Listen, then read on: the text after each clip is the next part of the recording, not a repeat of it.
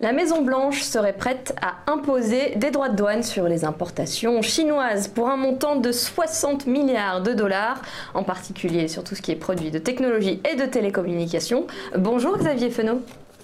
Bonjour Claire. Vous êtes associé chez Interactive Trading, voilà, les marchés qui hier ont pâti de cette menace de guerre commerciale de Donald Trump qui est pas nouvelle. Hein. On en est à l'acte, au moins 2 voire 3 de ces menaces de guerre commerciale.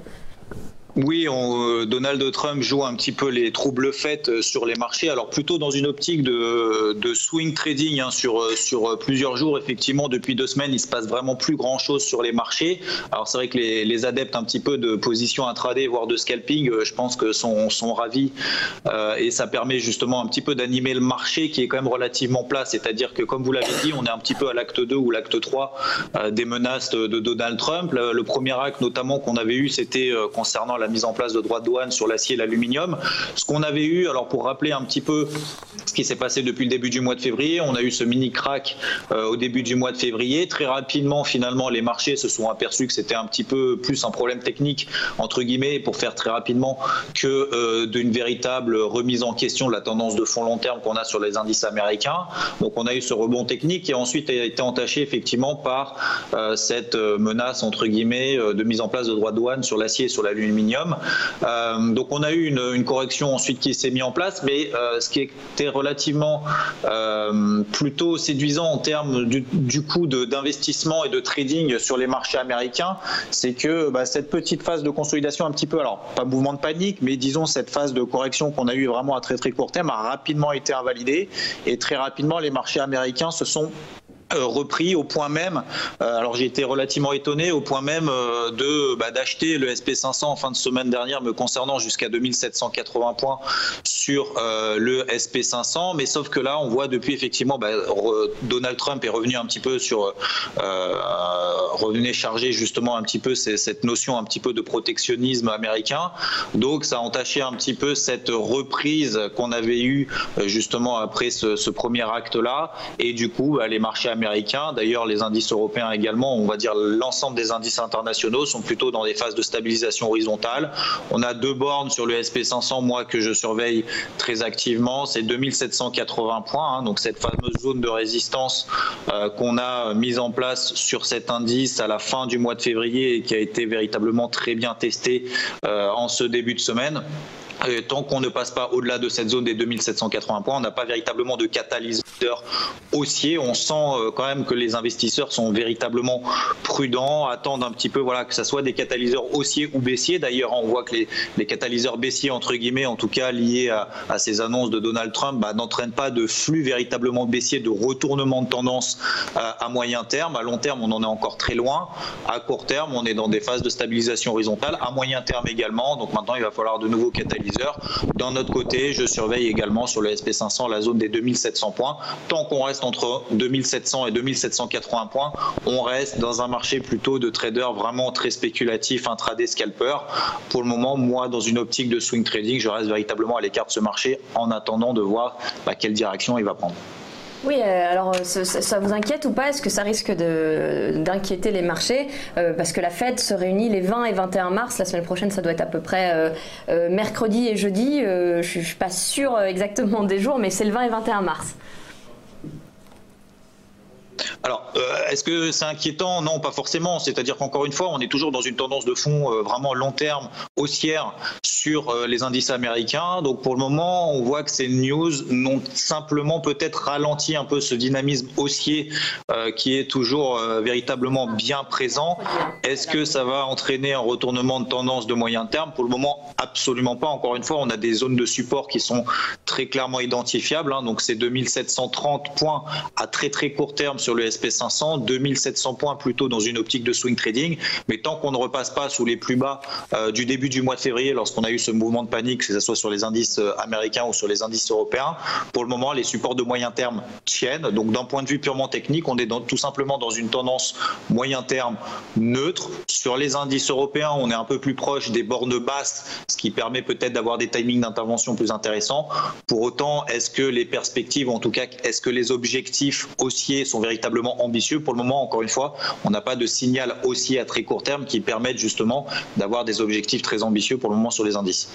Et d'ailleurs, la Banque Centrale Européenne qui a annoncé cette semaine que pour le moment, elle allait maintenir sa politique accommodante pour peut-être rassurer un peu les marchés.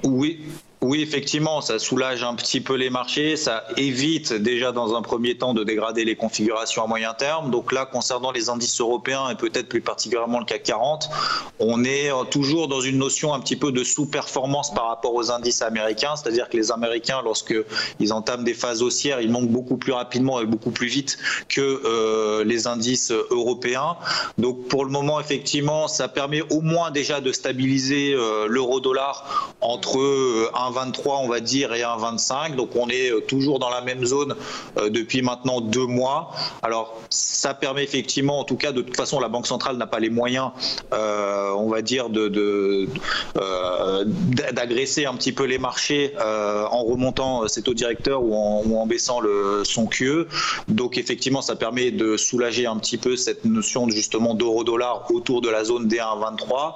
Après voilà, on n'est pas encore une fois dans des marchés directionnels. Donc pour le moment, on va attendre un petit peu de voir quelle direction vont prendre les marchés. Est-ce que Trump va peut-être revenir encore un peu plus fort à la charge ou pas? Les indices pour le moment sont simplement dans des phases un petit peu d'observation. Il n'y a pas véritablement d'opportunité. Même d'ailleurs sur les actions, on voit que c'est uniquement peut-être des small caps ou des mid caps qui partent les unes un petit peu après les autres, mais sans véritablement de relais. Oui, parce que ça permet quand même d'éloigner le spectre. On parlait d'un euro USD à 1,28, à 1,30.